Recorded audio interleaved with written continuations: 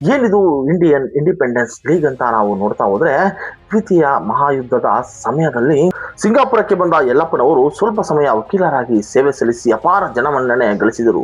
ಆ ನಂತರ ಸಿಂಗಾಪುರದ attorney general ಆಗಿ ನೇಮಕಗೊಂಡು ಅಪಾರ ಸಂಪತ್ತಿಗೆ ಒಡೆಯರಾದರು. ಭಾರತದ ವೀರ ಕುಬೇರ ಎಂದು ಹೆಸರುಗಳಿಸಿದರು. ಪ್ರಸಿದ್ಧ ಕ್ರಾಂತಿಕಾರಿ ರಾಸ್ ಬಿಹಾರಿ ಬೋಸ್ರೊಂದಿಗೆ ಕೈ ಜೋಡಿಸಿ ಆಗ್ನೇಯ ಏಷ್ಯಾದಲ್ಲಿ ವಾಸಿಸುತ್ತಿದ್ದ ಭಾರತೀಯರನ್ನ ಒಂದುಗೂಡಿಸಿ ಭಾರತದ ಸ್ವಾತಂತ್ರ್ಯಕ್ಕಾಗಿ ಇಂಡಿಯನ್ ಇಂಡಿಪೆಂಡೆನ್ಸ್ ಲೀಗ್ ಎಂಬ ಬೃಹತ್ ಸಂಘಟನೆಯನ್ನ ಹುಟ್ಟುಹಾಕಿದರು. ಅದರ ಪ್ರಮುಖ ಶಾಖೆಯಾದ ಸಿಂಗಾಪುರ ಘಟಕದ ಉಸ್ತುವಾರಿಯನ್ನ ನೋಡಿಕೊಳ್ಳುವ ಜೊತೆಗೆ ಥಾಯ್ಲೆಂಡ್, ಮಲಯ, ಬರ್ಮಾ ಮುಂತಾದ ದೇಶಗಳಲ್ಲಿ ಇರುವ ನೂರಾರು ಶಾಖೆಗಳ ಮಧ್ಯೆ ಸಮನ್ವಯತೆಯನ್ನ ಸಾಧಿಸಿ 1942ರ ಜೂನ್ 15ರಂದು ಬ್ಯಾಂಕಾಕ್ನಲ್ಲಿ ಭಾರತೀಯರ ಬೃಹತ್ ಸಮ್ಮೇಳನವನ್ನು ಆಯೋಜಿಸುವಲ್ಲಿ ಅವರ ಪರಿಶ್ರಮ ಅಪಾರ.